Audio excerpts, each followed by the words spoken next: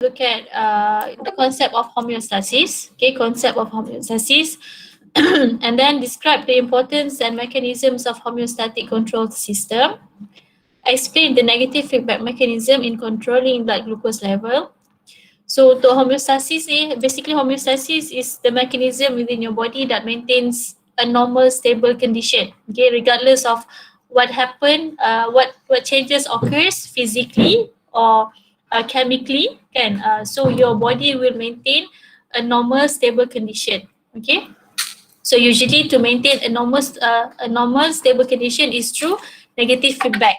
Kan, negative feedback. If your body temperature is high, so your body mechanism will lower back your your body temperature back to normal, which is around 37. Okay. If your blood glucose level is high, your body will try to bring back your blood glucose level back to normal. Okay. So that is homeostasis. So explain homeostatic processes for thermoregulation involving form, function, and also behavior. Thermoregulation is how your body regulate body temperature. Okay, thermoregulation. So for this one, we are going to look at how different organisms maintains a stable body temperature. Okay, for different organisms, for ectotherm and endothermic animals. Okay. And then next is describe the structure and function of the kidney. So you have to know what is the role of the kidney, what is the function of nephrons within the kidney, how urine is formed, okay, that involves the nephron in the kidney, and then the role of these two hormones, which is ADH, antidiuretic hormones, okay, antidiuretic hormones that that allows your body to reabsorb fluid, okay, and then it also involves in the formation of either diluted or concentrated urine, okay, and then and also the same also for aldosterone. So these are the two hormones involved in the urine formation to determine whether your body will produce hyperosmotic concentrated or diluted urine lah, kan, concentrated or diluted urine. And then that is for negative feedback. Usually negative feedback is to normalize, okay, your internal body condition, but the other one is positive feedback. Positive feedback mechanism is usually to complete certain process. Okay, for example, childbirth. So positive feedback, contraction of the uterus, your uterus will contract even more, so to push out the baby.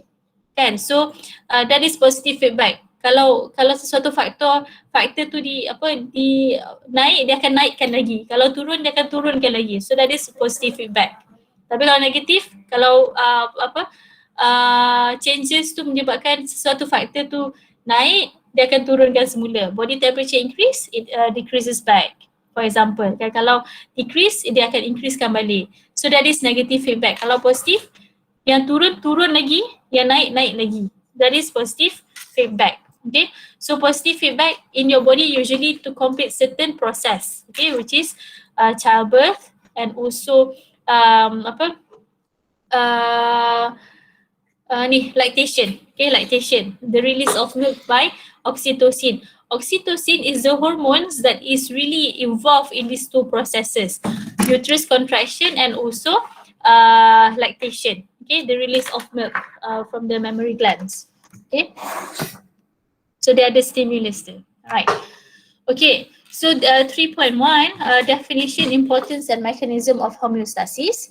So if you look at here, okay, so this is stimulus.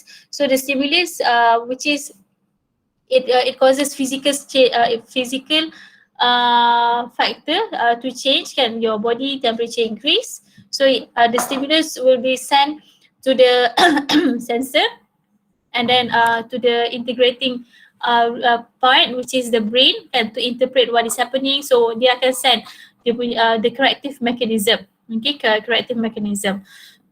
Sama juga kat sini kan. So if your body temperature, if the outside surrounding is really cold, kan, it's really cold, so that is the stimulus.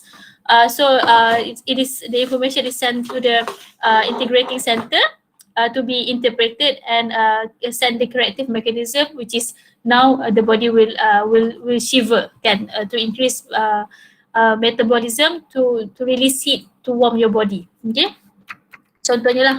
Alright. So definition of homeostasis. So the word homeostasis derived from the Greek homeos, okay, which is same, standing, kan. So to make sure your body internal condition, internal environment is stable, is balanced, kan. So this is the definition. Physiological processes where organisms maintain constant and balanced physical and chemical factors within their internal environment. Okay. So examples of internal environment is your body fluid lah, kan. So physical factors such as body temperature, blood pressure in the blood vessels, for example, and then osmotic pressure.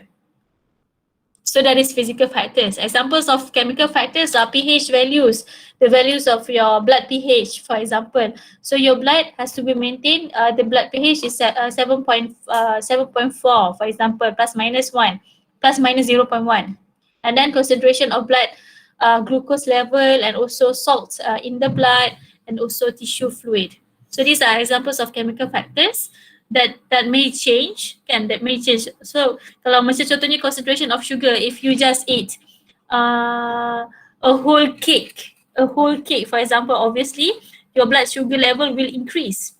But through negative feedback, your body will normalize that factors, the change in the chemical factor back to the normal blood glucose level. Okay. So an internal environment, environment of surrounding cells, such as, for example, tissue fluid that envelopes each cells. Okay. Each cell is surrounded by tissue fluid. We call it as interstitial fluid.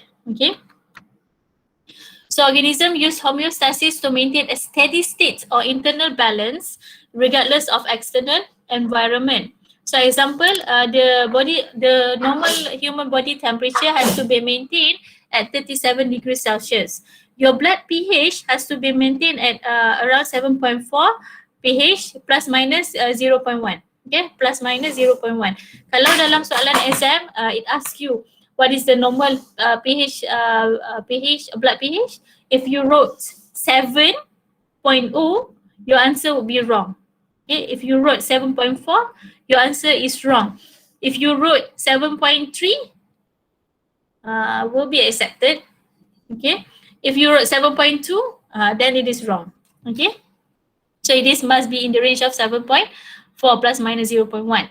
Okay, and then concentration of blood glucose in the bloodstream is within the range of 70 to 110 milligram of glucose per 100 ml of blood. Okay, so it has to be maintained within this range. So if you just take, if you just ate a plate of rice, for example, which is carbohydrate glucose, kan, so your body will, for example, maintain the normal body blood glucose level by releasing the hormone insulin, for example. So the insulin will store the excess glucose in the liver in the form of glycogen. So that is the mechanism, the corrective mechanism. Okay.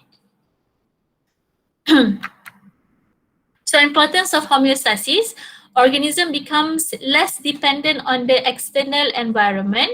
Okay, less dependent on the external environment. Second, organism can live in a wider range of habitats. And then the third one, can adjust its metabolic rate according to its requirement. Okay, less dependent on the external environment dengan wider range of habitat ni. Contohnya dia membolehkan, contohnya manusia lah, kita well adapted sebab we are endothermic organism, kan. So we can live, for example, in a really cold area because our body can adjust our body temperature, kan, by, for example, if the temperature outside is really cold, your body will cause your body to shiver, for example. This is to produce heat to maintain internal body temperature of 37, atau pergi kat tempat sejuk of of 2 degrees Celsius, for example, during the winter, dekat Europe lah contohnya. dalam badan awak punya darah tu takkan jadi 2 degree Celsius kan. So your body will maintain 37 as well, okay, through homeostasis. Okay, sama juga macam yang poin yang ketiga ni, adjust its metabolic rate according to its requirement. Kalau adjust makan sepinggan nasi, kuantiti glukos yang masuk dalam badan awak tu tinggi kan, so badan awak hanya akan menggunakan tenaga yang diperlukan through cellular respiration kan. Glukos yang daripada sebahagian nasi tu digunakan untuk cellular respiration, sebahagian yang lain tu dia akan convert jadi glycogen stored in the liver. Okay, kalau terlalu banyak lagi, so glukos tu akan ditukar kepada lemak. Faham? Okay, dia akan tukar pada lemak, simpan dalam adipose tissue. So that's why you have to take the amount of food that your body requires, supaya kalau glukos yang berlebihan tu tak disimpan dan ditukarkan daripada glycogen kepada lemak. Faham So itulah contoh homeostasis, right? So mechanism of homeostasis. So mechanism of homeostasis, moderate changes in the internal environment. Mechanism of homeostasis, moderate changes in the internal environment. So if internal environment changes through homeostasis, it controls the internal environment from fluctuates to its original or stable state. Okay. So every homeostatic control system contains the following part, which is the sensor. Okay, the sensor is to detect any change or any stimulus. Okay, any perubahan yang berlaku, changes to body temperature or changes to your blood glucose level, changes to the surrounding temperature outside. Okay, so those are detected by sensors. So the sensors, any change or the stimulus will be sent to the integrating center, which is also the control center, which is the brain. Okay, so the brain will interpret, what is going on here, so what is the corrective mechanism that should be carried out. So that information will be sent to the effector. Okay, effector. So the effector execute the corrective action. Okay, so kalau kalau contohnya yang blood glucose level tu tadi, yang effector dia adalah liver cells contohnya kan. So liver cells akan accept insulin yang diriliskan dan menukar, it changes the glucose into glycogen. Okay, the corrective mechanism. Alright. So for a given variable, so fluctuation above or below a set point, kan, the normal set point, body temperature is 37. For example, blood glucose level is around 70 to 110 milligram per 100 ml of glucose, of blood. So serve as a stimulus, kan, any perubahan, fluctuation, kan. So it serves as stimulus, input, alright. So these are detected by sensors, okay, receptors.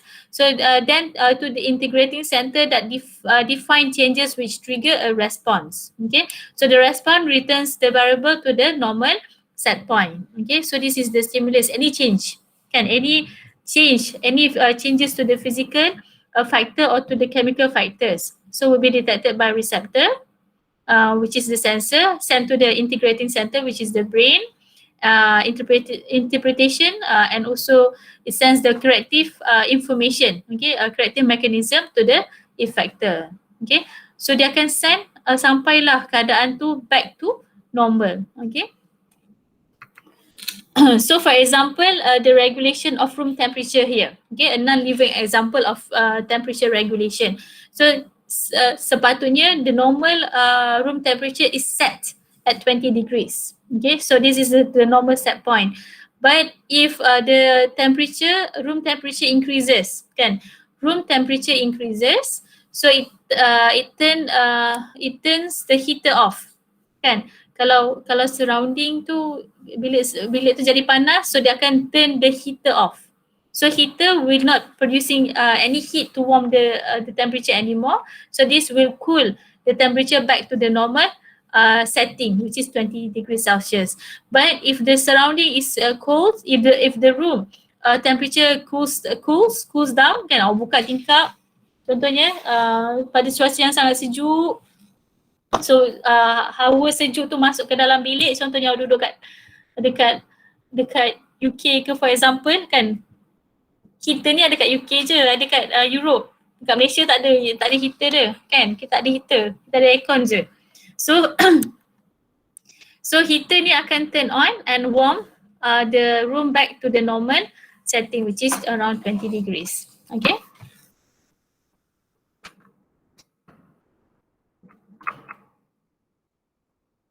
Okay. So all homeostatic control processes include regulatory mechanism that use the principles of negative feedback and also positive feedback.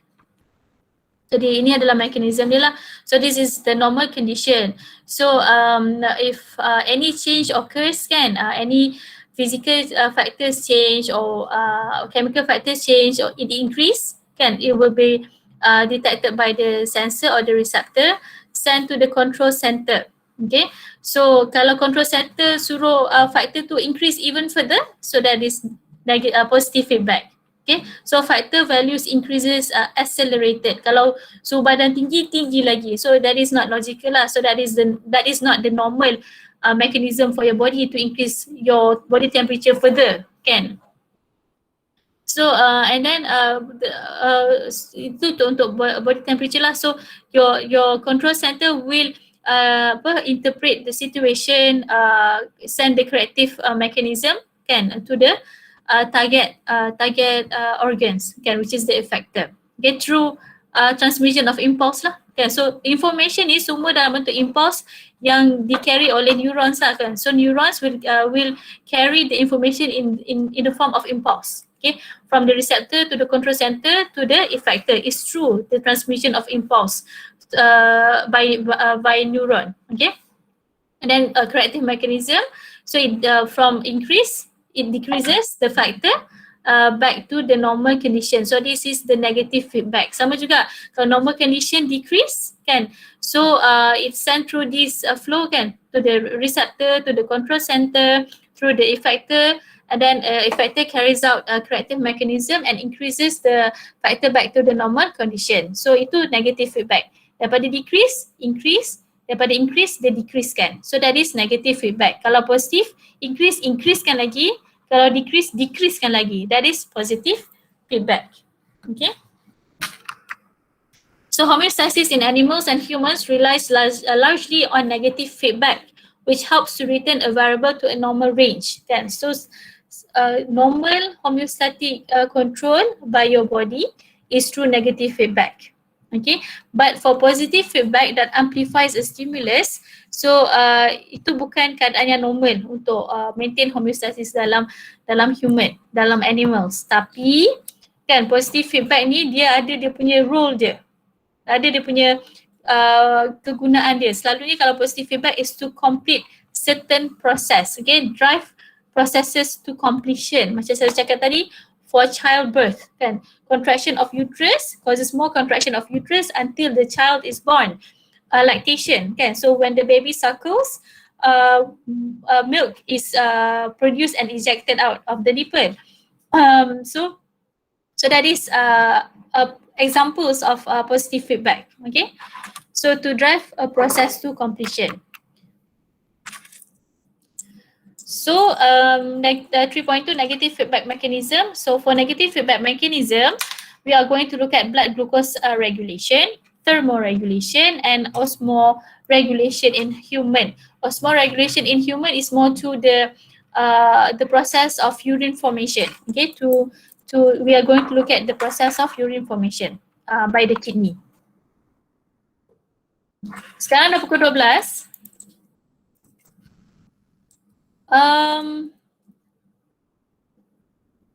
Awak nak saya continue ke stop?